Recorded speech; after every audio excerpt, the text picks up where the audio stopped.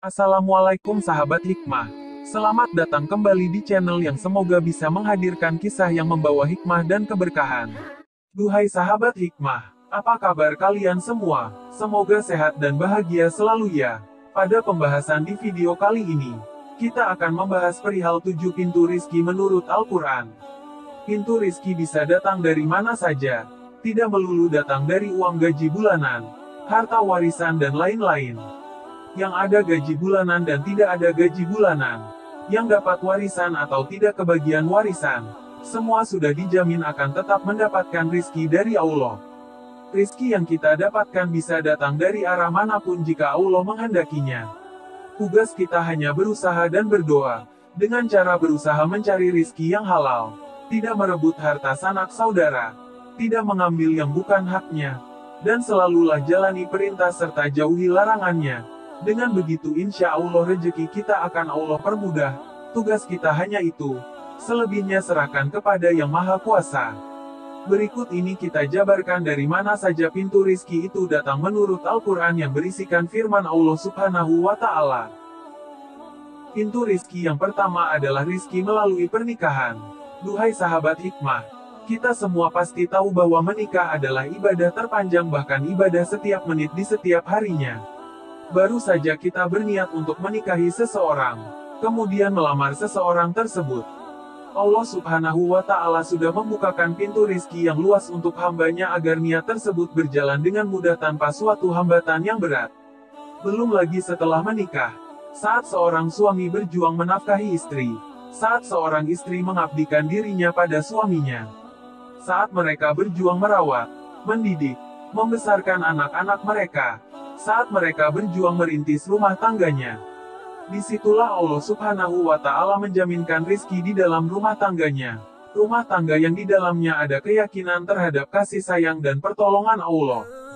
Sebagaimana Allah berfirman dalam Al-Quran Surat An-Nur ayat 32 yang berbunyi, "Dan nikahkanlah orang-orang yang sendirian di antara kamu, dan orang-orang yang layak menikah dari hamba-hamba sahayamu yang lelaki dan hamba-hamba sahayamu yang perempuan.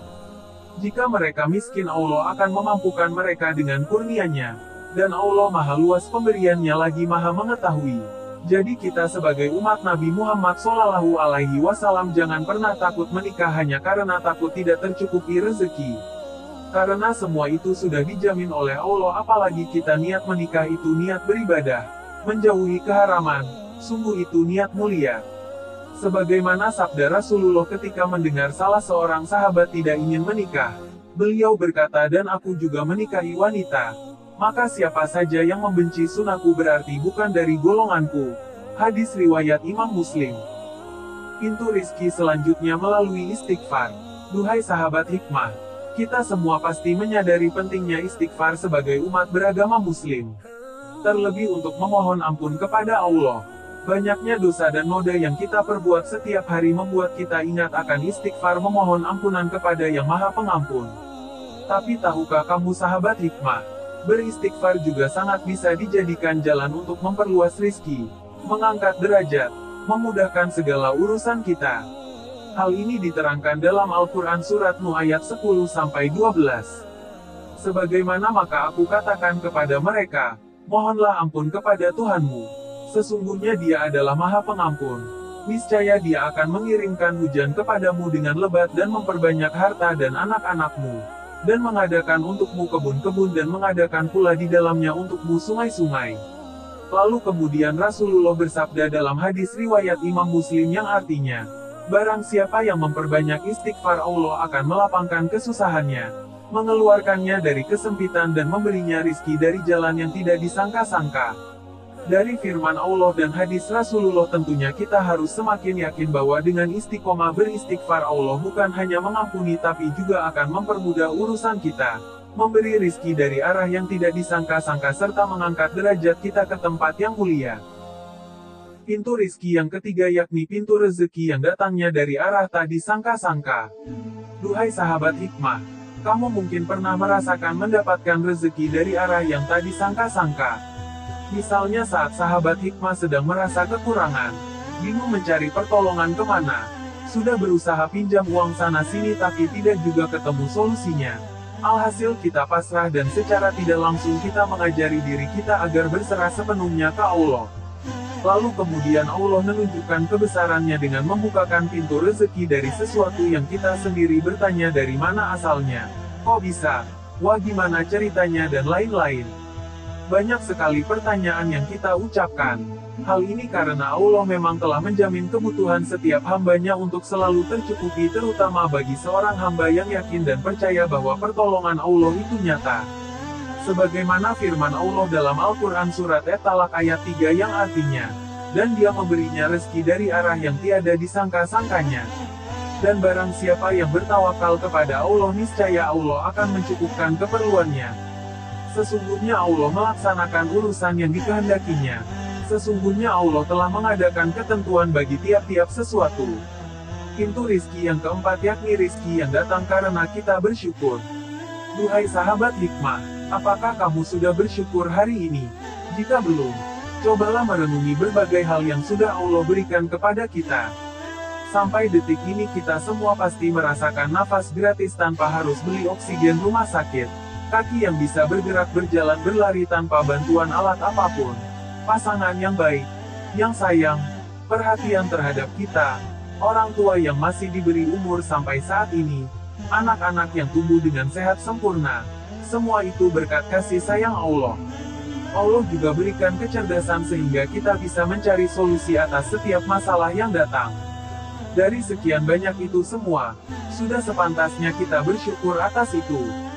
Belum lagi nikmat yang lain yang tidak terhitung batasnya.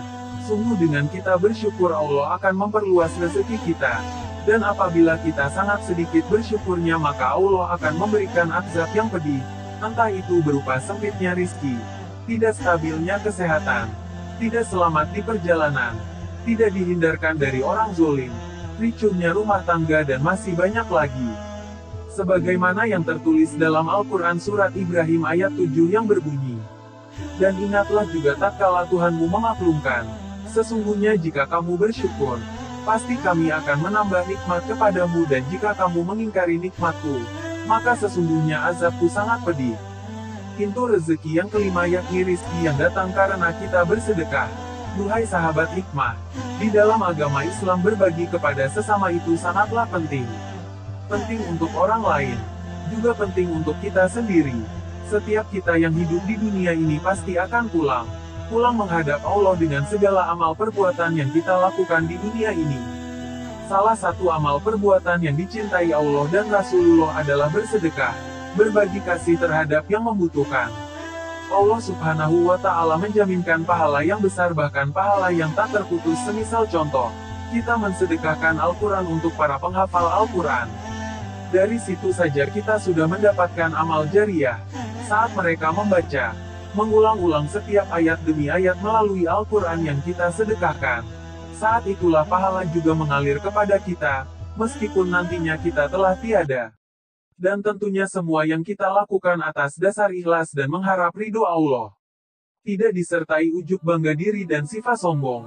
Karena kesombongan dan membanggakan diri hanya akan membuat apa yang kita sedekahkan menjadi sia-sia.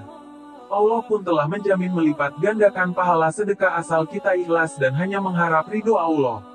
Hal ini telah diterangkan dalam Al-Quran surat Al-Baqarah ayat 245 yang berbunyi, siapakah yang mau memberi pinjaman kepada Allah, pinjaman yang baik menafkahkan hartanya di jalan Allah, maka Allah akan memperlipat gandakan pembayaran kepadanya dengan lipat ganda yang banyak.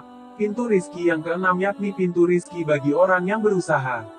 Duhai sahabat hikmah, sebagai seorang manusia biasa, yang menumpang hidup di bumi Allah sudah sepantasnya kita harus terus berusaha atas setiap kebutuhan dan keinginan.